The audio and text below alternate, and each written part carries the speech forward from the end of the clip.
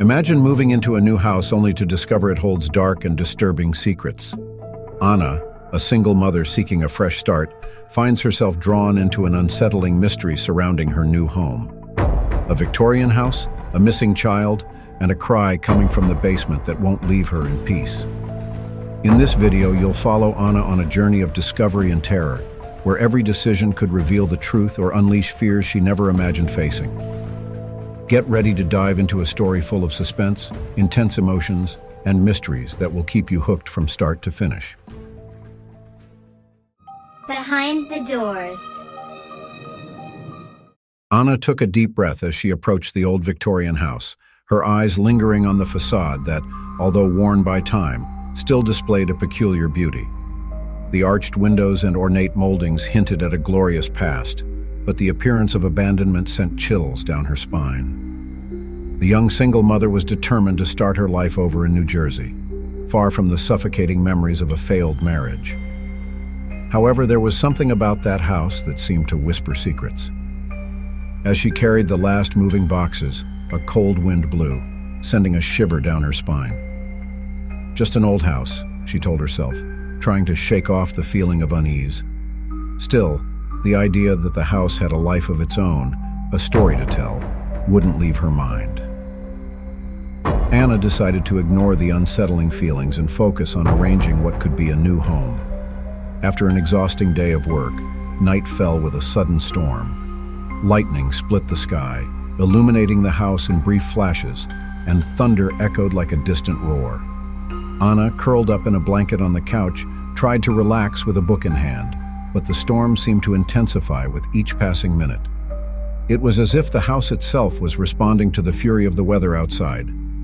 Suddenly, a sound cut through the silence, a distant, fragile, and anguished cry coming from the basement. Anna's heart raced. This can't be happening, she thought, trying to convince herself it was just her imagination or the wind's echo. But as the crying persisted, a mix of curiosity and fear took hold of her. With a deep sigh, she got up and walked toward the door leading to the basement. The door was locked, and the hallway light barely illuminated the space. Anna hesitated, her hand hovering over the doorknob. "What am I doing?" she murmured to herself, her voice trembling. The crying grew louder, as if calling out to her, and the young mother felt an uncontrollable urge to open that door. But something inside her held her back. The premonition was strong. It was as if the house was warning her. With one last look at the locked door, Anna retreated, her heart still racing. Returning to the couch, she wrapped herself in the blanket again, trying to ignore the sound that insisted on disturbing her. But the crying wouldn't stop, and the storm outside seemed to echo her anguish. If only I knew what was going on, she thought, her mind full of questions. The clock on the wall marked the hours, and fatigue began to weigh down her eyelids. However, the unease wouldn't leave her in peace. What happened here? She wondered aloud, as if the house could answer. A new thunderclap rumbled, and amidst the sound she heard a soft knock. "Maybe it's just a dream," she whispered. But the feeling that something was wrong didn't fade. The crying continued to echo, and the storm outside seemed almost a reflection of what was happening inside her. Finally, curiosity and concern overcame her. "I know you're there," she said aloud, her tone firmer than she felt. "Who's crying?" The silence that followed was almost deafening, and Anna felt a knot forming in her stomach. Determined, she got up once more, her resolve overshadowing her fear. It was time to discover what was hiding in the basement, even if it meant facing the demons that haunted her. Anna walked through the streets of New Jersey, the rain falling incessantly, while her thoughts revolved around the mystery that the old house seemed to hide. The local library was just a few blocks away, and the young mother felt compelled to uncover more about the history of the place she now called home. The storm outside seemed to amplify her determination, as if the sky was joining her in a silent pact. As soon as she entered the library, Anna was greeted by the familiar smell of old books and yellowed paper. The tall shelves stood like walls guarding secrets of the past. She approached the counter where a gray-haired librarian observed her with a curious look. Excuse me, I'm looking for information about an old house on Maple Street, Anna said, trying to control the anxiety. Oh, you're referring to that Victorian house? I've heard it has a rather dark history. Anna nodded, already intrigued. Yes, exactly. What can you tell me about it? The librarian pulled out a dusty notebook and began to flip through the pages. The former owner, Mrs. Elizabeth Hawthorne, had a daughter named Clara. She disappeared more than 50 years ago and was never found. It's believed that she was last seen near the house.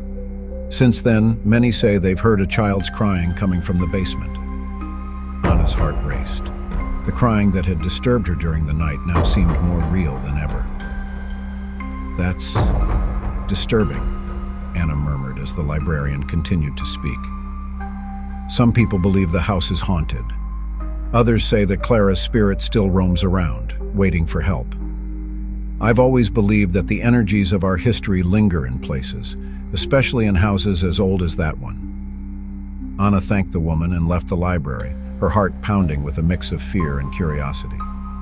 The storm outside seemed like an extension of her internal feelings, with lightning illuminating the sky and thunder echoing, as if the world was preparing to reveal a secret. When she returned home, the sound of crying grew more intense, almost as if it was calling out to her. The atmosphere was heavy, and Anna felt something pulling her toward the basement. She hesitated, remembering the locked door that had stopped her from investigating the night before. At that moment, David, the curious neighbor, appeared. He was soaked, but his eyes shone with a determination that Anna found comforting. Anna, are you okay? I heard the storm and thought I'd check on you. I'm fine. It's just that... Anna hesitated, feeling a bit vulnerable. I heard crying coming from the basement. David frowned, intrigued. Crying? That's strange. Have you checked it out? Yes, but the door was locked. I don't know if I should open it. David took a step forward, his expression becoming more serious. We can investigate together. It probably isn't anything, but if you're hearing this, maybe it's better to find out the truth. Anna hesitated for a moment, but the idea of having someone by her side reassured her. Okay, let's do it. But if something happens, I promise I won't be scared. David smiled, a look of camaraderie in his eyes. Let's go then. The two headed to the basement, their footsteps echoing on the wooden stairs. Each step seemed loaded with expectation, and Anna felt her heart race as they approached the locked door. The crying seemed closer, almost as if it was waiting for them. Are you ready? David asked, looking at Anna. No, but let's do this anyway. With a decisive move, David turned the doorknob and pushed the door open. The sound of crying grew even more intense, as if the house itself was breathing. Anna exchanged an apprehensive look with David, and together they took the first step into the unknown. Anna and David were in the attic, the smell of dust and mold filling the air as they rummaged through dusty boxes. The faint light from a flashlight illuminated the space, revealing old furniture covered by white sheets, like sleeping ghosts waiting to be discovered. The tension between them was palpable, as each object they found seemed to carry a piece of the house's history. Look at this, David exclaimed, holding up a box decorated with faded flower designs. There might be something interesting in here. He carefully opened the lid, as if fearing that the simple act might trigger something supernatural. Inside were yellowed letters and some photographs, all tinged with nostalgia and sadness. Anna approached, her heart racing. Who could these people be? She picked up a photo showing a family on a picnic, all smiling except for a curly-haired girl who looked distant, staring at the ground. Her gaze sent a chill down Anna's spine. Look at her. This girl seems so sad. That's true, David agreed, studying the photo. Maybe she's the daughter of the former owner who disappeared. There was a shadow of doubt in his voice, but curiosity drove him to continue. We need to know more. This could help us understand the crying you heard. Anna nodded, feeling a mix of empathy and sadness for the girl. Like there's more to this, that she's trying to tell us something. A shiver ran down her spine, and she turned the photo over again to look at the sad girl. We need to find out what happened to her. As David continued to search through the box, Anna sat down on one of the covered pieces of furniture, her mind lost in thought. The storm outside raged with intensity, and thunder rumbled as if echoing the turmoil in her heart. The image of the sad girl lingered in her mind. Something about her resonated deeply with her own pain. "Hey, Anna," David called, pulling her out of her reverie. "I found some more photos." He held up another picture, this time showing the girl with her mother, both smiling, but the mother's expression was not of complete happiness. "Look, the mother seems worried." Anna took the photo, examining every detail. "It's like there's a hidden secret, something the mother couldn't share," Anna said quietly. "What do you think happened to them?" "I don't know," David replied, frowning. "But we should dig deeper. Who knows, we might find a clue that leads us to the truth." He put the photos back in the box, and the silence between them became palpable, as if the attic was watching them. Suddenly a sound echoed from the basement. It was a scratching noise, as if something was trying to get out. They exchanged a glance, the tension in the air intensifying. "What was that?" Anna asked, her voice trembling. "I don't know," David replied, the unease spreading across his face. "But it sounds like it's coming from the basement." He stood up, taking a hesitant step toward the stairs. "We need to see what it is." "But what if it's something dangerous?" Anna hesitated, fear paralyzing her. "I'll be with you," David assured her, his voice firm. "We'll go together. We can't let this dominate us."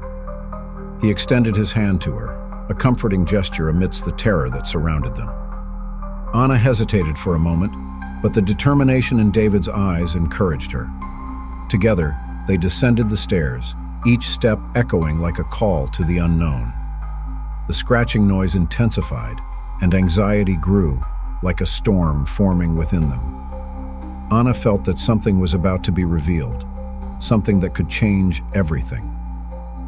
When they reached the basement door, the sound of the child's crying became clearer, a lament that seemed to transcend time and space. Anna looked at David, and he nodded, both ready to face whatever was behind that door. The past was about to be unveiled, and with it, the answers they had been searching for. Anna stood frozen before the basement door, the sound of the crying growing louder by the second.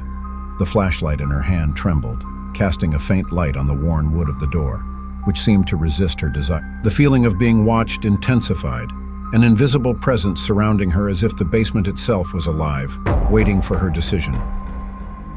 "You can do this, Anna," she murmured to herself, trying to muster courage. "It's just a sound. You need to find out what's happening." With a deep breath, she pushed the door, which creaked in protest, revealing a dense darkness and a cold air that enveloped her like a heavy cloak. "Anna, are you sure about this?" David's voice echoed in her mind, reminding her of their earlier conversation. He had expressed concern, but also determination. "If the crying is real, we need to find out where it's coming from. We can't ignore this." The mist that awaited her was almost palpable. The flashlight illuminated a disorganized space, filled with dusty boxes and forgotten furniture covered by white sheets, like sleeping ghosts. The crying now sounded closer, more urgent, as if it was calling out to her. Anna advanced slowly, each step echoing in the eerie silence. "Why are you calling me?" Anna whispered, her voice almost lost in the darkness. "Who are you?" The crying abruptly stopped, and a sharp chill ran down her spine. She turned around, the flashlight flickering, and in a flash, she saw a small figure. A girl with long, disheveled hair stood out for an instant before disappearing into the darkness. Anna's heart raced, and she felt a lump in her throat. "Wait!" she shouted, but the only response was the echo of her own voice. The crying resumed, now sadder and more desolate, resonating through the corners of the basement. Anna was paralyzed, her mind a storm of emotions. What should she do? Go back, or keep going in search of answers? "David, I need you," she thought, remembering the determination he had shown when he offered to help her. With that in mind, she decided she couldn't give up. With the flashlight steady in her hands, she continued to explore, passing by old boxes and forgotten objects, each telling a story of a past that wasn't hers. As she delved deeper into the basement, the atmosphere grew heavier. Anna felt pressure in the air, as if she was being pulled down, almost as if the house was trying to keep her there. Then, in the silence, a new sound emerged, scratching, as if something was moving in the shadows. She stopped, her heart pounding. "Who's there?" Her words trembled, and the flashlight wavered, casting dancing shadows on the walls. The scratching grew louder, and a small door in a dark corner caught her attention, almost like a beckoning call. "If you're here, show me what you want," she said, determined not to let fear overtake her. With a push, she headed for the door, her hand reaching out to open it. What would she find on the other side? The crying? The truth? Or perhaps something that should have remained buried? A sense of déjà vu washed over her, as if she had lived this moment before. With a resolute move, she turned the knob and pushed the door open, which creaked loudly, revealing an even darker space. Anna hesitated, but curiosity was stronger than fear. With the flashlight in front, she entered. A smell of mold and old wood hit her, and the crying grew louder, now closer, as if the child was right there, waiting for her in the shadows. "Where are you?" Anna shouted, her voice echoing in the silence. "Why are you crying?" A deafening silence fell over the basement. The flashlight illuminated the space around her, revealing walls covered in dampness and forgotten objects, but the girl she had seen earlier was gone. The crying, now deafening, seemed to come from all directions, and the feeling of despair intensified. "Please help me." The sound finally turned into words, and Anna felt a chill down her spine as reality unfolded before her. The child was there somehow, and Anna knew she needed to understand what was happening. But the truth was closer than she imagined, and the crying from the basement was not just a distant echo, but a connection to her own past. The pressure was mounting, and she knew she needed to uncover the truth, not just about the child, but about herself. With renewed determination, Anna began to explore the basement, searching for answers that could change everything. Anna was nervous as she set the table in the living room. The candles flickered softly, casting dancing shadows on the walls, while David organized the Ouija board. The atmosphere was filled with anticipation and a palpable fear. The child's crying, which still echoed in her mind, seemed to intensify as if it was preparing for something important. "Are you ready for this?" David asked, his deep voice breaking the silence. Anna looked at him, trying to find the courage she needed. "I don't know, David. What if it's not safe? What if we bring something we can't control? We need to know the truth. The crying won't stop until we understand what's happening here."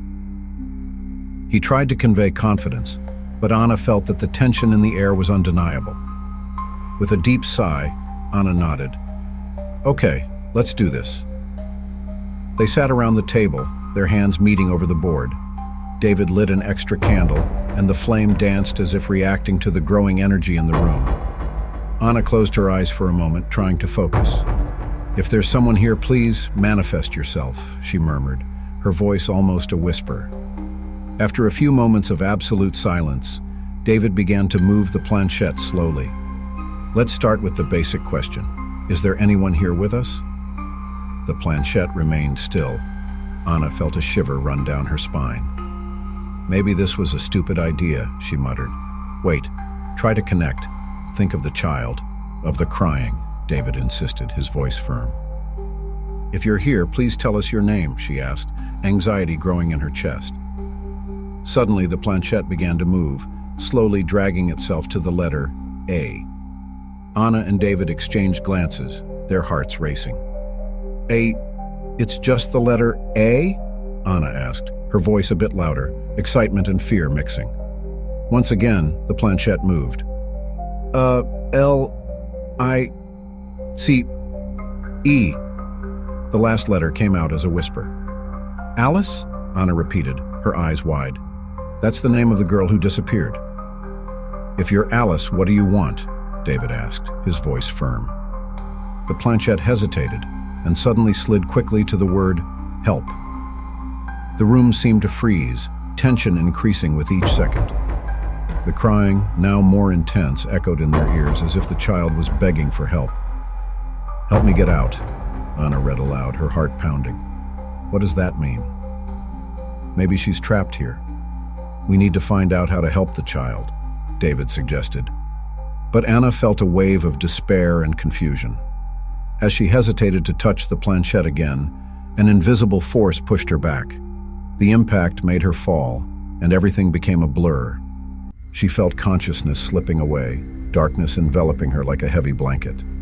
As Anna fainted, the last thing she heard was the echo of the crying, now turning into a deep lament, like a plea. In the next moment, everything went black, and the room became an absolute void. She was lying in a strange place. The walls seemed familiar, and as she looked around, she recognized toys scattered on the floor. Toys that belonged to her daughter, whom she had lost years ago.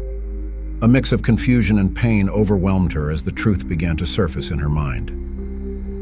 No, this can't be happening," she whispered, her heart heavy in her chest.